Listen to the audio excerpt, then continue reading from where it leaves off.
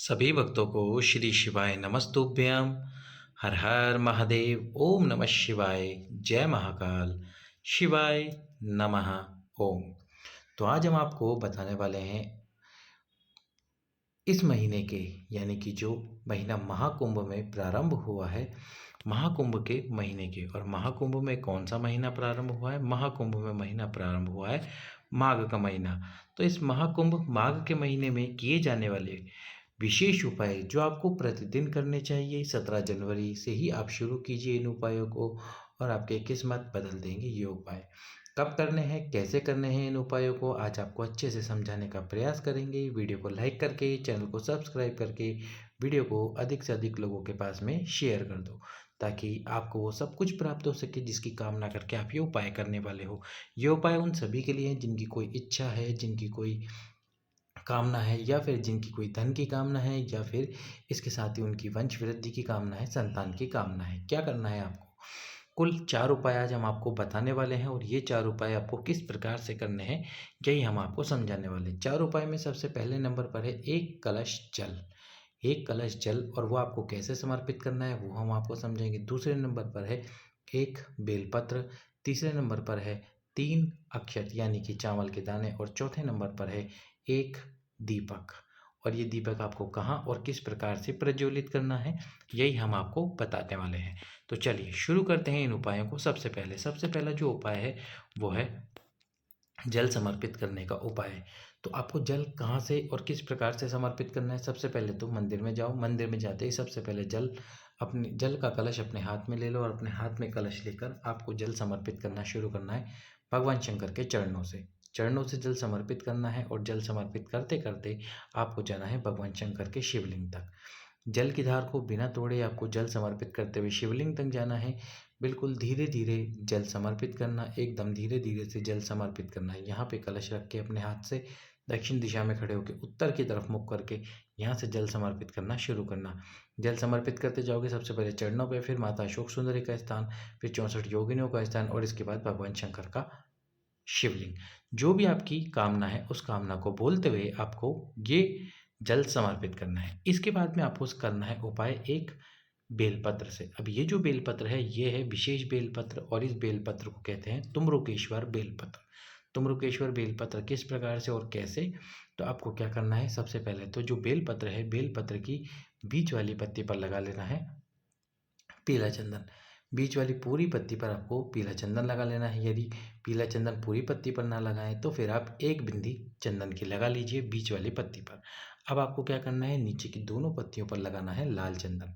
लाल चंदन लगाने के बाद में तुम्रुकेश्वर महादेव का आपको नाम ले लेना है। किसका नाम लेना है? तुम्रुकेश्वर महादेव का।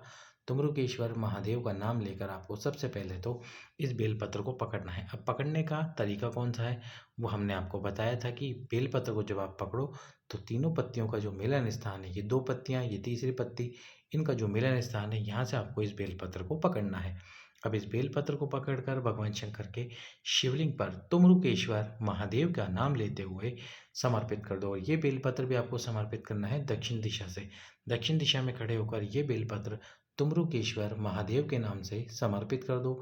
आपके मन की जो अभिलाषा है, आपके मन की जो कामना है, या आपकी विषम परिस्थितियां भी क्यों ना चल रही हो, उन परिस्थितियों को भी समाप्त करने के लिए आपको ये उपाय करना चाहिए। इसके बाद तीसरा जो उपाय है वो है 3 अक्षत वाला उपाय। 3 अक्षत उपाय 3 विशेष स्थान पर आपको समर्पित करने चाहिए। प्रतिदिन करें, 15 दिन लगातार करके देखें, इसके बाद आपको फल प्राप्त ज़रूर होगा। 3 अक्षत, तो पहला जो स्थान है वो है भगवान शंकर का चरण। दूसरा जो स्थान है वो है भगवान शंकर और माता पार्वती, भगवान शंकर और माता जो अशोक सुंदरी, उनके बीच का ये जो स्थान है, जो खाली स्थान है, इसी स्थान पर आपको दूसरा अक्षत समर्पित करना है। और तीसरा जो अक्षत आप समर्पित करोगे वो करोगे शिवलिंग पर। तीनों अक्षत समर्पित करने से पहले आपको आपके हाथ में उस अक्षत को रखना है, चावल के दाने को, और आपकी कामना बोलनी है। आपकी कामना बोलो, चरणों पर समर्पित करो। आपकी कामना बोलो, भगवान शंकर और माता अशोक सुंदरी के बीच का जो स्थान है 64 योगिनियों का, वहाँ पर समर्पित करो। और तीसरा अक्षत समर्पित करो भगवान शंकर के शिवलिंग पे।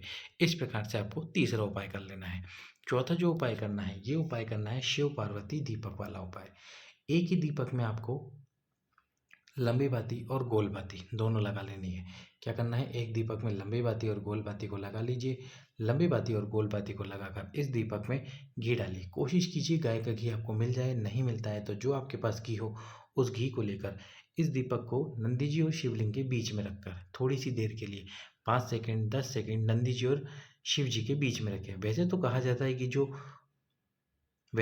जाता है कि जो दीपक है वो यहीं पर प्रज्वलित होना चाहिए। कहाँ पर? नंदी जी और शिवलिंग के बीच में। लेकिन हम यहाँ पर प्रज्वलित नहीं कर सकते हमारी कामना बोलते हुए। क्यों? क्योंकि जब हम दीप यहाँ प्रज्वलित कर देंगे, कोई जल चढ़ाने आएगा, उस जल के छींटे लगेंगे दीपक के ऊपर और दीपक बुझ जाएगा, तो हमारी कामना पूर्ण नहीं होगी। तो आपको केवल 5 सेकंड के लिए नंदी जी और भगवान शंकर के बीच में ही इस दीपक को अपने हाथ में पकड़ कर रखना है और फिर यहाँ पर शिवलिंग के सम्मुख में इस दीप को प्रज्वलित कर देना है। दीप को प्रज्वलित कीजिए। दीप प्रज्वलित करते समय आपको आपकी कामना बोलनी है। आपकी कामना बोलिए, दीप प्रज्वलित कीजिए कामना बोलकर।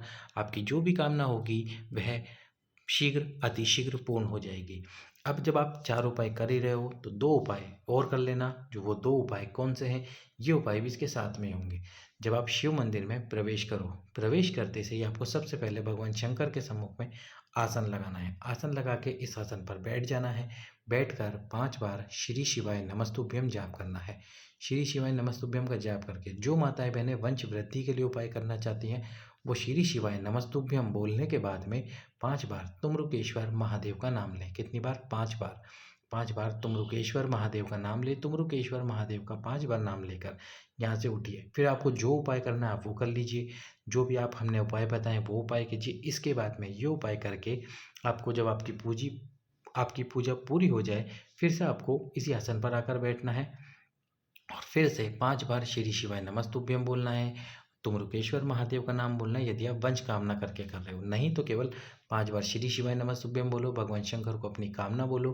अपनी कामना बोलकर फिर आपको घर पर आ जाना है। तो साथ में ये उपाय भी आपको और कर लेना है और कोशिश कीजिए कि आप जिस भी शिव मंदिर में जा रहे हैं वहाँ पर आसपास में बेलपत्री का वृक्ष हो।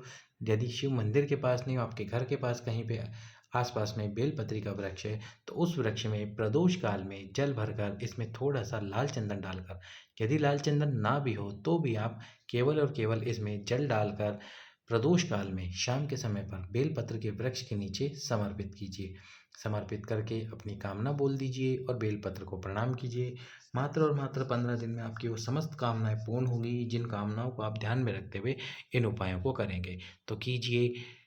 माघ के महीने में, महाकुंभ के इस पवित्र महीने में, जो कि 144 वर्षों बाद लग रहा है महाकुंभ, इसमें इन 5 और 6 उपायों को, ताकि आपका जीवन भगवान शंकर परिवर्तित कर सके। सभी भक्तों को श्री शिवाय नमस्तुभ्यं।